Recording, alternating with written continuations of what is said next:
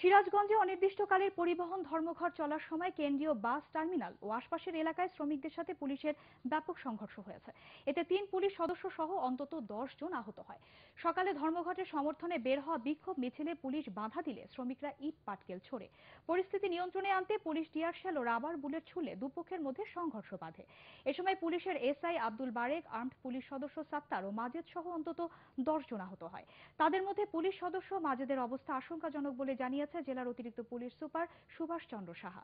শনিবার সিরাজগঞ্জে CNG autorickshaw ও বাস শ্রমিকদের মধ্যে সংঘর্ষের সময় কেন্দ্রীয় বাস টার্মিনালে পুলিশ শ্রমিকদের উপর টিয়ারশেল ও রাবার বুলেট ছুড়লে কয়েকজন শ্রমিক আহত হয়।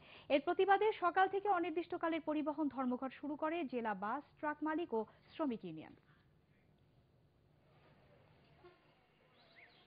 সিএনজি ড্রাইভার এবং বাস চালকদের অর্থাৎ শ্রমিকদের সাথে একটা মনোমালিন্য হয়। সেই ঘটনাকে কেন্দ্র করে গতকালও কিন্তু এই সংঘর্ষের রূপ নিয়েছে এবং আপনারা জানেন যে একজন পুলিশ সদস্য তার দায়িত্ব পালন শেষে তার যখন নিজ বাড়িতে আসছিল তখন কিছু উচ্ছৃঙ্খল শ্রমিক তাকে একাকী পেয়ে তার উপর আক্রমণ করে। আমরা যারা এর সাথে দোষী তাদেরকে গ্রেফতার করে আইনে আওতায় নিয়ে আসার চেষ্টা করছি।